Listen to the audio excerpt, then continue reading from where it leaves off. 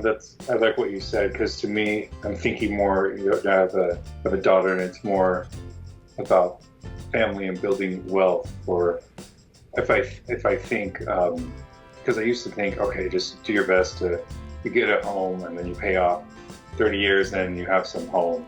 And that was kind of the generic advice. Like if you're lucky enough to even do that. And now learning from you and learning more on my own just seems like almost being in debt and creating more assets for yourself that appreciate and create cash flow is like a much better system. And most successful investors have something like what you're talking about. So, and I see how, I don't want to say it's like addicting, but it's like you see the value in it and it's exciting and you can collect more assets and build long-term wealth for your family. I think I don't know, I'm trying to get more into that mindset, and I can kind of sacrifice my short term for that. So I appreciate that mindset. Yeah.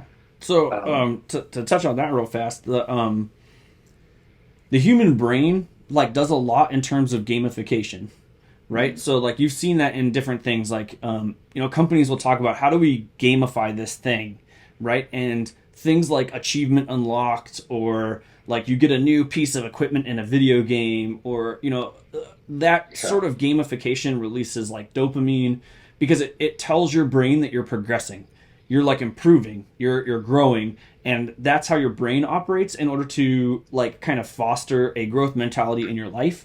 We just seem to focus that on things that don't actually matter, right? Not to say that video games don't matter. I play video games, but they don't progress your life at all.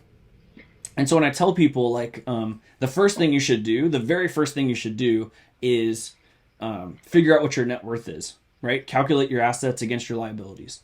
The next thing you got to do is figure out the best thing you can do to grow that number, as fast as you possibly can. For most people, that's going to be like paying off debt. So if your debt's way up here, your assets are way down here, your net worth is a negative number, right?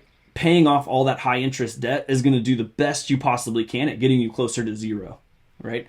The second you get to zero, there's something that goes off in your brain where it's like, oh, like this is working. This makes sense. Like I no longer am negative, right? And then as you see that number progress forward, it does the same thing. It triggers those sort of like achievement unlocked gamification things that occur, right? And so I think that most wealthy people, whether they know it or not, that's what's occurring to them, right? Which is why you see people like, and I've given this example before, but like Kevin O'Leary, who doesn't buy coffee at Starbucks because he knows how much the markup is, right? So you have a rich person who could like basically drop $1,000 bills on the ground and not notice it, refusing to buy $5 coffee, right?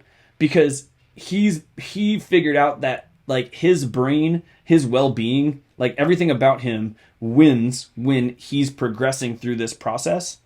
And that's what makes him feel good. That's what gives him purpose. That's what drives him forward as he's progressing, right? And he knows, so he can't go backwards now and change the way that he's done that to get to this point. He still does it, right? I know that that's not the most fun thing to hear, I think, for people who are getting into new investors, because they're thinking like, how do I get to a point where I could buy a Ferrari, right? Not that that's ever out of the picture, that's always a possibility if you're smart and you invest properly. But like, figuring out this mindset shift is probably the biggest thing that's going to take you from where you are to where you need to be.